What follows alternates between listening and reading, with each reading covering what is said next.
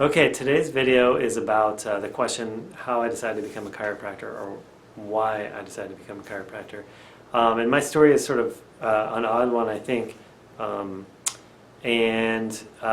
Basically, I have a bachelor's degree in geology, and I got out of college and I moved to Eugene. I moved across the country. I went to college in New York and went out to Oregon and basically did nothing for about 3 years, avoiding going to grad school for geology because I thought that to have a profession in geology I would have to go to graduate school and probably even get a PhD.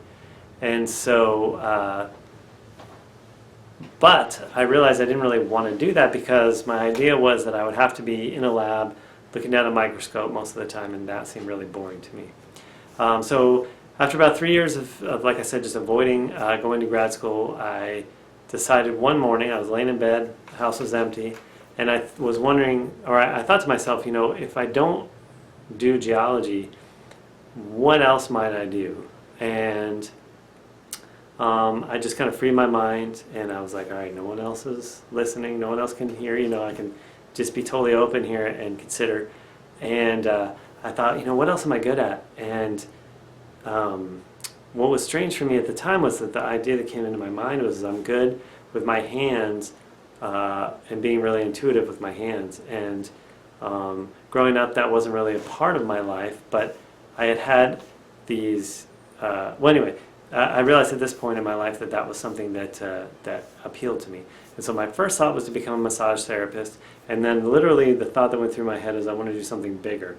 Not knowing really anything about massage therapy or chiropractic, I thought I should become a chiropractor. Keep in mind I had never been to a chiropractor.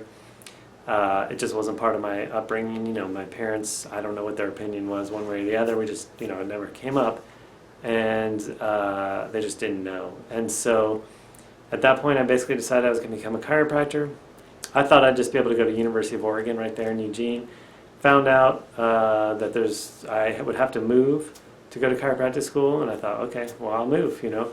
I had a family friend down in the Bay Area, and so I went from Eugene down to the San Francisco Bay Area and started chiropractic school. And when we moved down there, my wife and I, she got a job as a CA in a chiropractor's office. And so part of that, I got to have chiropractic care for free.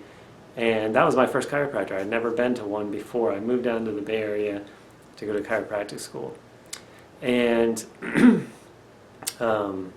when I was in my first quarter, we had a philosophy class, Chiropractic Philosophy 1. And in that class, they basically told us the principal philosophy that the power that made the body heals the body.